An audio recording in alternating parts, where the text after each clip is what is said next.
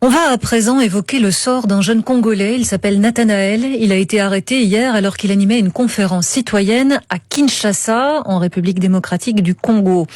Des hommes des services de renseignement l'ont emmené et depuis on est sans nouvelles. Sa tante vit en Belgique et elle est très inquiète, Françoise Walma. Oui, Julie, c'est l'histoire d'un Chégué de Kinshasa. Un Chégué, c'est un enfant des rues. Ils sont des centaines de milliers dans la capitale congolaise, livrés à eux-mêmes.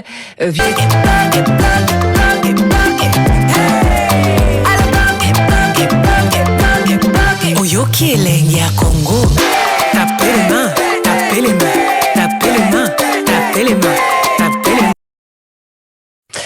On va à présent évoquer le sort d'un jeune Congolais. Il s'appelle Nathanaël. Il a été arrêté hier alors qu'il animait une conférence citoyenne à Kinshasa, en République démocratique du Congo.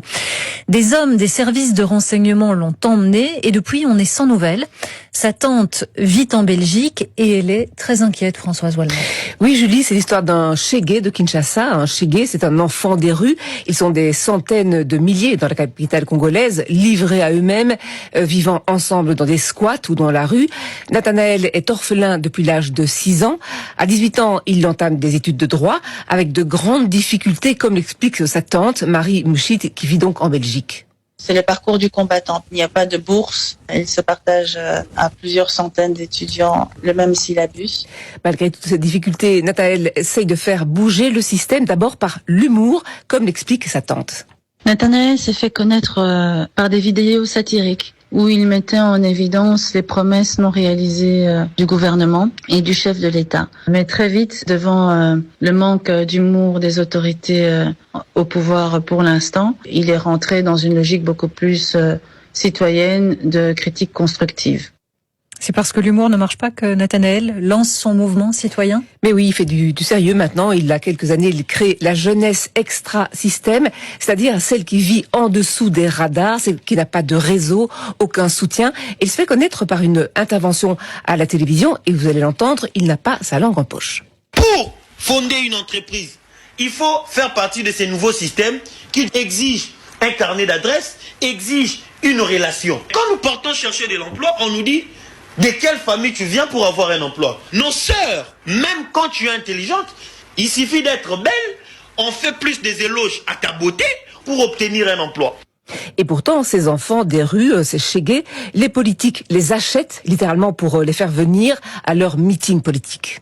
Il veut que les politiciens qui mobilisent la jeunesse pour aller manifester avec un sandwich, mais une fois qu'ils ont le pouvoir, ils oublient complètement les personnes qui ont payé 500 francs un sandwich pour aller manifester.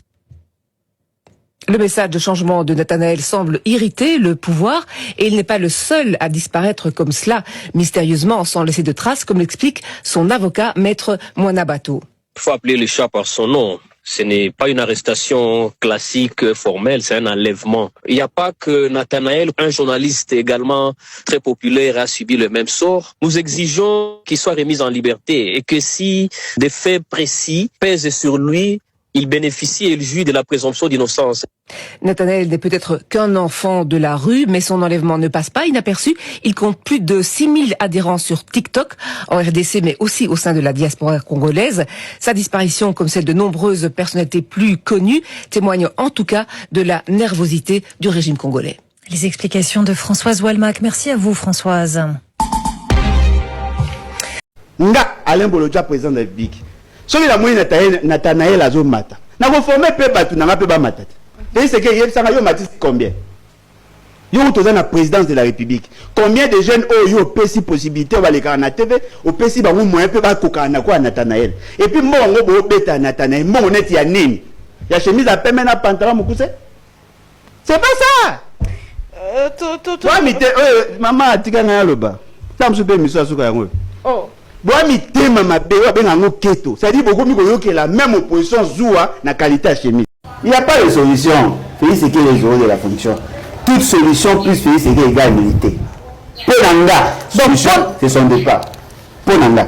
Donc, qui me kokota tellement Félix Tshisekedi. Kokota te maman. Parce que vous voulez pas de la personne, non? Zamini. Maman. Président, Alebolocho. Félix Tshisekedi, Azana on a mandat na, Azana second mandat na ye. Azana on a pouvoir. Est-ce que, vous aimez le Congo? Est-ce que vous avez tout bien sur opposant et c'est un sangana, bochaye poids, de façon que Manguna qui est de Libanda. Mais là, on a tout ça est poil au bois. Aussi, qu'on s'engaye que. Ah, il y a un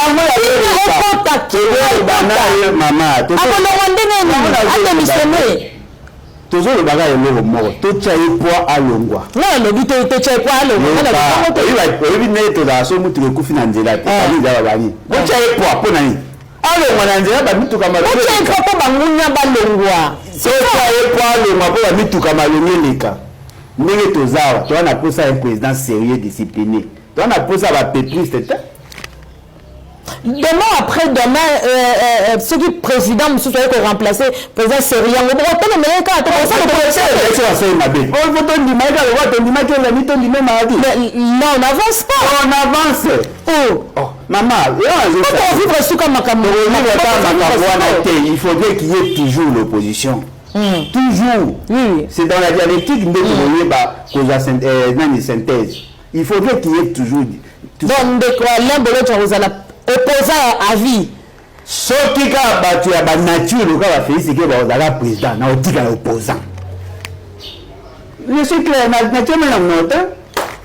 Tant que le président a la qualité, on va faire, c'est que vous avez toujours opposé. Beaucoup de gens jamais n'ont soutenu Bango. Et là, c'est simple. Ma ligne est un président moralement correct, à comme un président, elle est capable de voir scène, un président ou à Tanga, ou un président qui aime la patrie, un président qui aime le service. Félix, le cas, aujourd'hui, on est normalement, le cas n'a vraiment pas santé. Avec la santé. Le président Félix attend la tête. Ah ouais, le lobby n'a dit. Non, le président Makatanga. Cela veut dire que Félix attend la tête, c'est ça. Le lobby n'a dit. Le bien noté. Le lobby n'a dit pas hâte. Le bien noté, président Bolocha. Voilà. Donc, pour Nanga, on a pour ça un bon président. Au moins, moi j'ai des avantages. Il y a beaucoup de une famille nombreuse. Hein? Bien que mon père est polygame, vous savez ce que moi j'ai remarqué dans notre famille, la discipline et l'ordre. Chez nous, quand papa prend une décision, on veut sentir que tout le monde obtempère. Et chaque fois qu'il prenait des décisions, il prenait des décisions pour l'intérêt de la famille. Mais il y a papa irresponsable. Et là,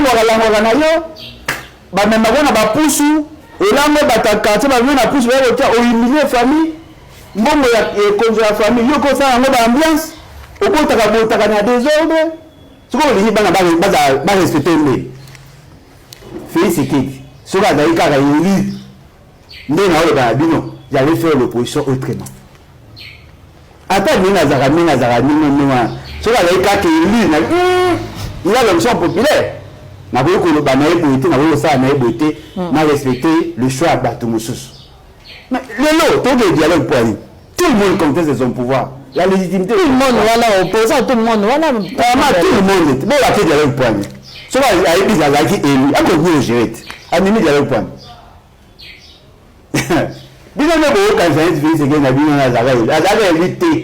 Il y a des gens qui contestent parce que le pouvoir est dans la Kingakat. Mais là, on imagine ceux qui pouvoir est dans la Kingakat. Kabila est dans la comment tu as été, maman? C'est que c'est une invention de Kabila. Il a été kabilocratiquement pour élu. Azam Moutaza produit la constitution.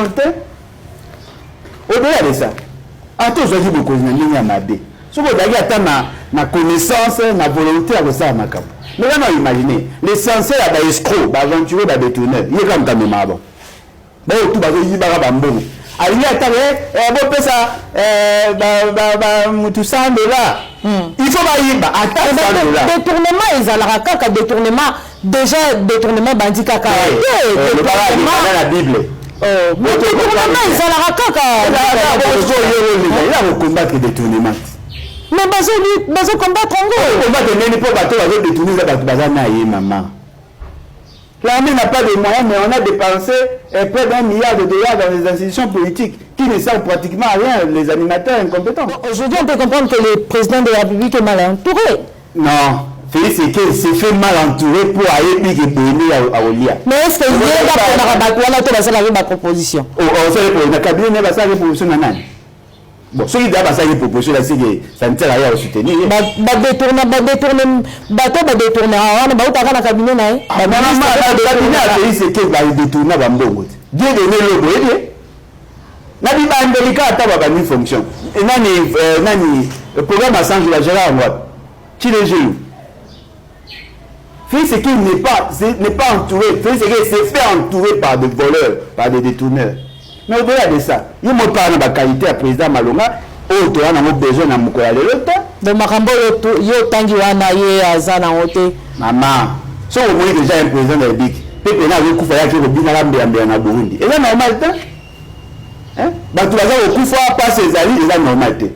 Mais il y a une révélation, un militaire, l'un des porte-parole de l'armée, a dit par rapport à la situation à Mobondo. Et là, partout, il n'arrive pas à finir ce qu'il dit. Bato a fini c'est que ne ba encourager ba soutenir ba mobondo na mobondo ya ba nani ya ba groupe ba yaka o ba zwa ba kisi ba zwa ba be na wando ba lobaka po na mobondo ba teke le bato ba tinda bango o ba pesa ka bango ba moyen po ba pema bango kuna ba za na Félix Sekei depuis militaire wana lobi bakani na bakani mututa donc je te comprends na biso que Félix Sekei n'est pas pour nous, il est contre nous pour nanga. Vous me dites quitter l'éthique à la vite. Il y a le manan. Éthique à la ville, donc, beaucoup de temps de la bonne sans président. Mais tout le monde a une différence. Vous me dites quitter l'éthique à la vite. Vous êtes mon pépé. Ça ne sert à rien. Nous avons besoin d'un président de la République. Nous devons pour réconcilier le peuple. Nous devons avoir une orientation pour que le développement à Congo est à l'effectif. Nous avons besoin aussi. Bah, on a besoin de vivre la vie à Malonga. Le développement na mboka exact. Secteur makote avancé. Et on a ces panneaux ya mana na ba affirmation na yoana. Na tout ni question mo. On a le bateau. Oh, ils ont tout na question, on a pas réponse. Exact. Net na secteur ni. Mais le lot moni na période il y a Félix a gratuité d'enseignement. Les actes constitutionnels Kabila pourquoi qui contient au dé. Le roi Kabila a ça atteindre il y a cette BT mabo. Mais c'est un peu. Il y a na bananiquette.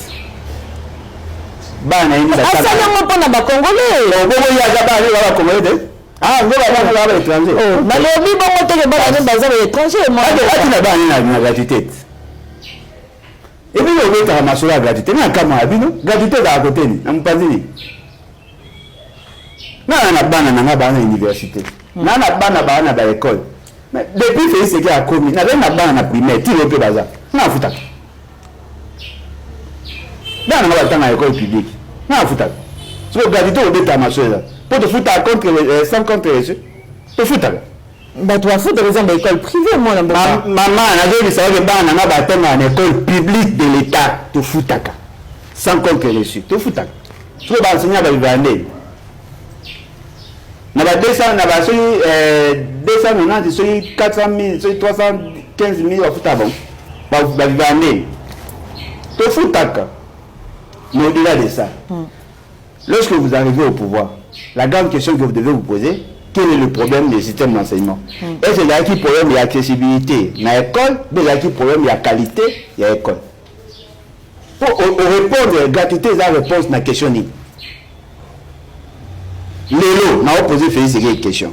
Depuis le commis président de la République, on a distribué combien de fois manuel scolaire? Combien de fois on recyclé d'enseignants? Quelle est la cartographie? Il y a des écoles qui ont été botongi.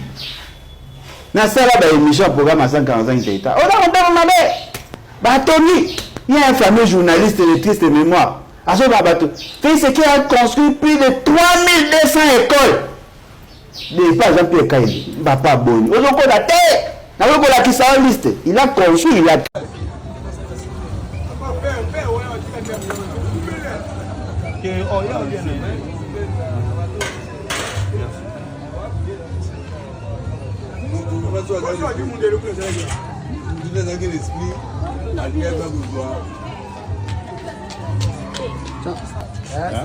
Batie Okapi. Batie monte à la carte Okapi. Monte à Okapi. Elle le fait. Oh Okapi. Il fait batie Léopard. Batie Léopard la Okapi. Bon, batie le à la monde. Et rare peut-être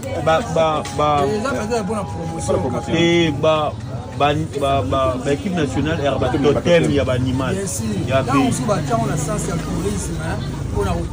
et bah on va vite ba imana ba sponsoriser vite na imana premier toi bon ndé toi na monde bon l'équipe est sobé des animal ça dit ba pays na ça Bakel Lokota Shadari na 3h du matin après Shadari bazuna mwana nae toyoki pe kuna bakangi na ba journaliste John Kabamba yaya na landa kida no oza mutu fero ko mama dida repasaka dani kabuya zebisa ba de kona bango ba lubala ba wewa ngai okiste kabuya na ebisi bino boy bino ba wewa tu boba no betaka ba kinois tanga lobi bokengelaka ba civil ça fait à côté de guerre civile oui oyo Auguste Kabuya zosala ezali ba déclaration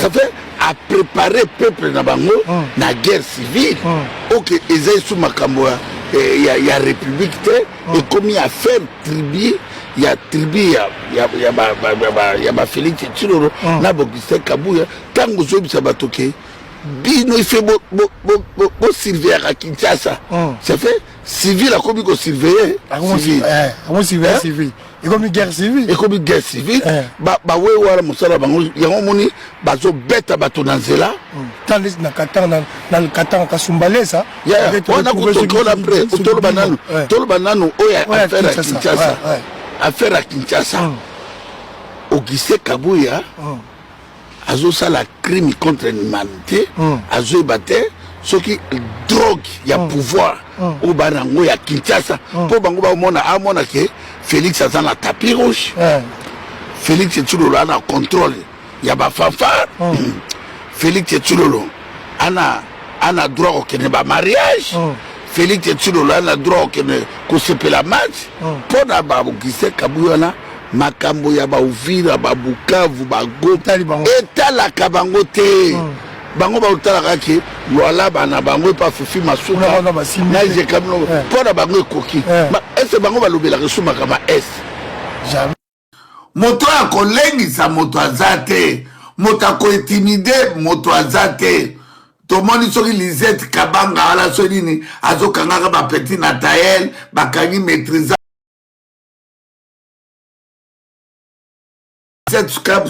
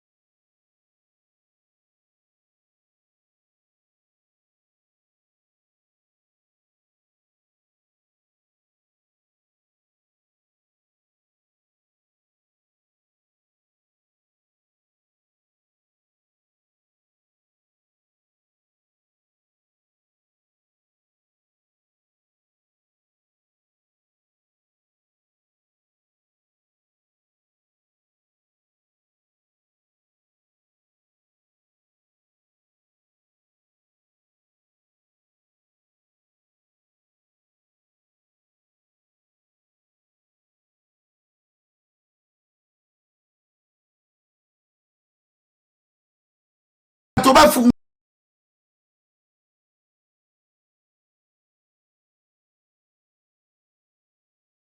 tibino kanda ya nzambe leke ya batamokini